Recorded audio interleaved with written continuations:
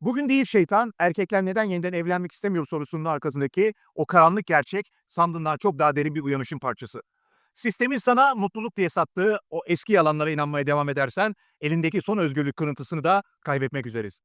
İyi erkeklerin neden birer birer sistemden çekildiğini gördüğünde kendi hayatındaki büyük tuzağı fark edip dehşete düşeceksin. Bu kararı verenler ne öfkeli gençler ne de internet trolleri. Onlar bedelini ödemiş 40'lı ve 50'li yaşlarındaki tecrübeli devler.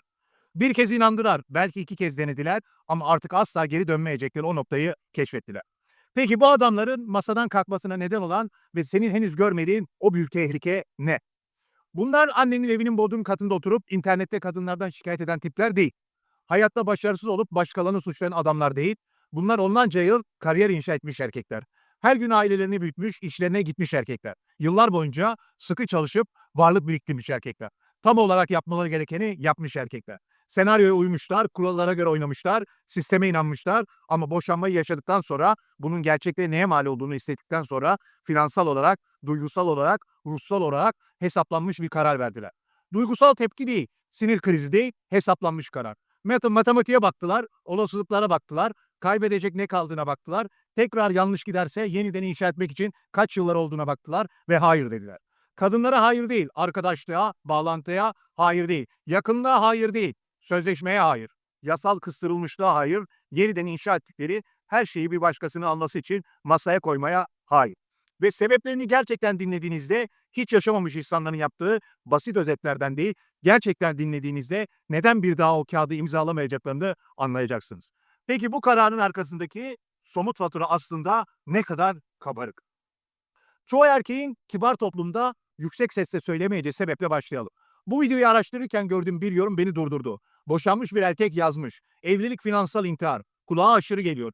Gece saat 2'de çok içmiş, öfkeli bir adamın internete yazacağı bir şey gibi. Ama okumaya devam ettim ve yüzlerce erkeğin aynı şeyi farklı şekilde söylediğini gördüm.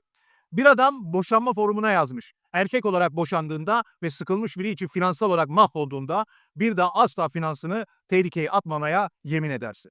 Bu acılık bir durum değil. Zor yoktan öğrenilmiş ders. Sobaya dokunan adam bir daha asla dokunmaz. Aynı başlıkta başka biri paylaşmış. Boşanmada 300 bin lira kaybettim. Şimdi eski eşim ayda 2 bin lira nafaka ödüyor. Yeniden evlenmeye kesinlikle hayır. Ekonomik eşitim olsa bile ve muhtemelen yine de hayır.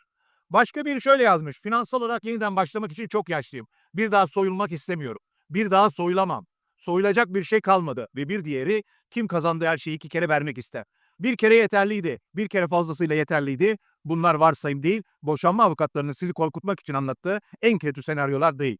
Bunlar gerçek erkeklerin başlarına gerçekten gelen kayıplar anlatılması. Ancak asıl yıkım tek seferlik ödemeler değil, yıllar sürecek o mutluluk kredisinde gizli.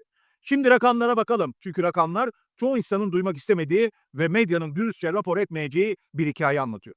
Ortalama boşanma sadece yasa dışı caddelerde 15 bin dolar gibi paraya mal oluyor. Ama bu ortalama, bu hızlı anlaşmalı boşanmaları içeriyor, ikisi de ayrılmak istiyor ve her konuda anlaşıyorlar. Bunlar nadir. Anlaşmazlıklı boşanmalar 6 haneli rakamlara oluşuyor. Bazı erkekler 200 bin, 300 bin harcadığını söylüyor. Bazı erkekler boşanmaya evinden daha fazla harcamış. Sadece yasal ücretlerde sadece zaten sahip olduklarını bölmek için ve bu gerçek varlık bölüşümünden önce, satmak veya onu satın almak zorunda kaldığın evden önce, 30 yıl biriktirdiğin emeklilik hesaplarının yarıya bölünmesinden önce, yaşadığın eyalete bağlı olarak yıllarca hatta onlarca yıl sürebilecek nafaka ödemelerinden önce. Bir adam nafaka ödemelerini mutluluk kredisi olarak tanımlamış. Her ay artık evli olmama ayrıcalığı için ödüyorum diyor. Özgürlüğü için diyor. Bu konu da acı. Bunun adil olmadığını biliyor ama kabul ediyor çünkü alternatif ölü bir evlilik kalmaktı. Evlilikte kalmaktı. Kabul etmeyeceği şey ikinci bir mutluluk kredisine imza atmak. Bir tanesi yeterli. Üstelik istatistikler ikinci kez denemenin şansını arttırmak yerine tam da tersini söylüyor.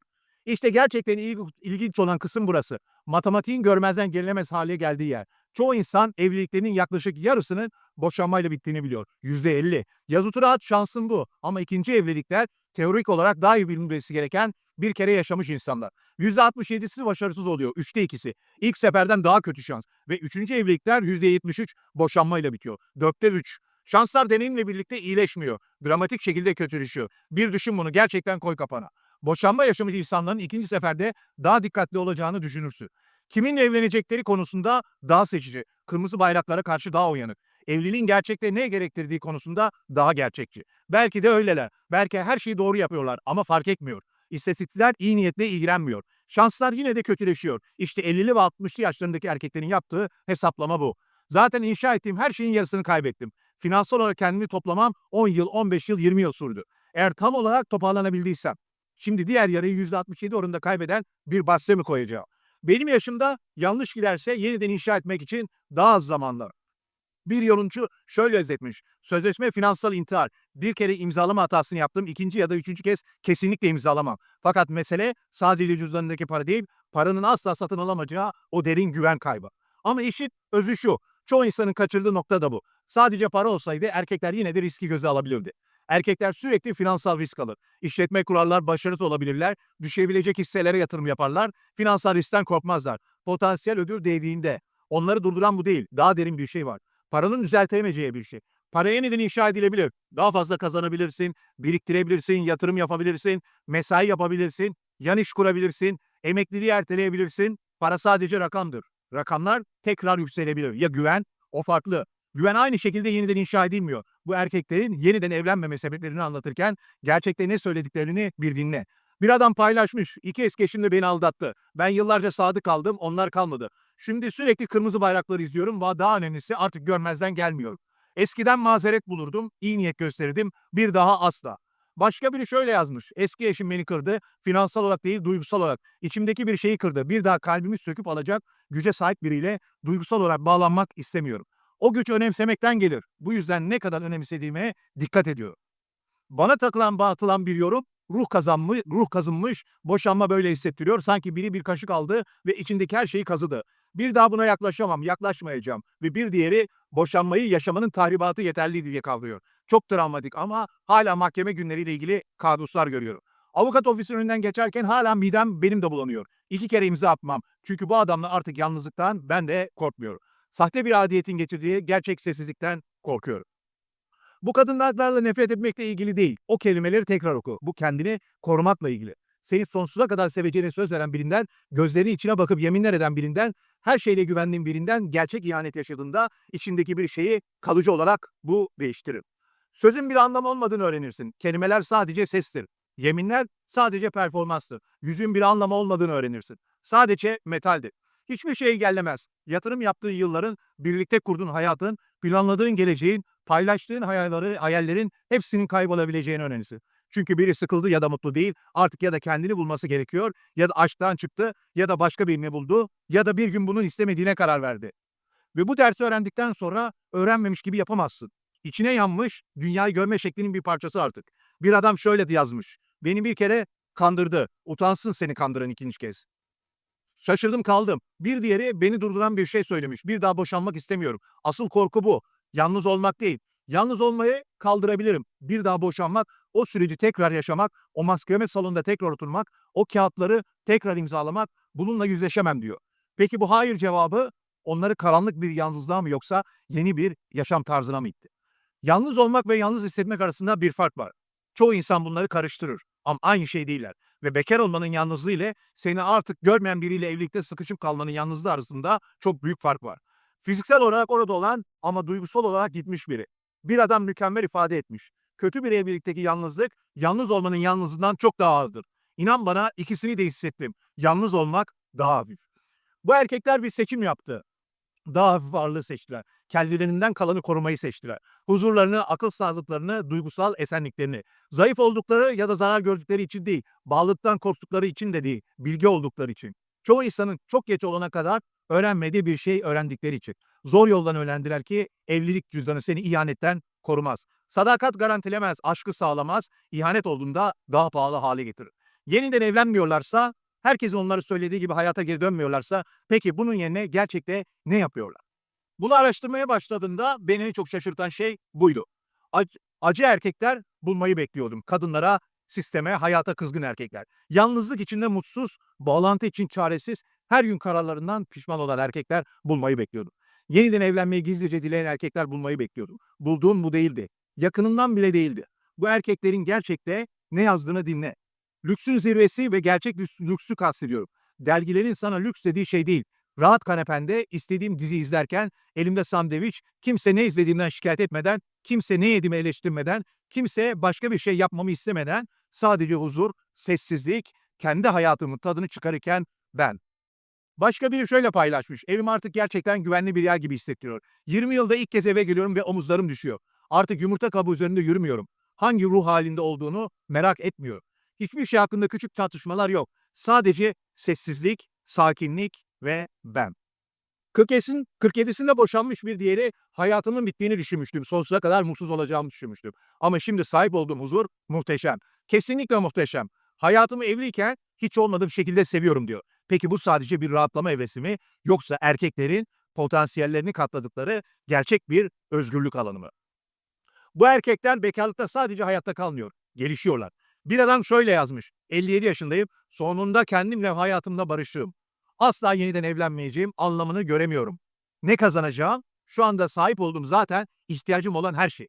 Başka biri şöyle paylaşmış, 71 yaşındayım, boşanmamdan bu yana 15 yıldır bekarım. Bu sürede çok iyi bir iş kurdum, istediğimde seyahat ediyorum, torunlarımı istediğimde görüyorum. Bekarlığın armağanı.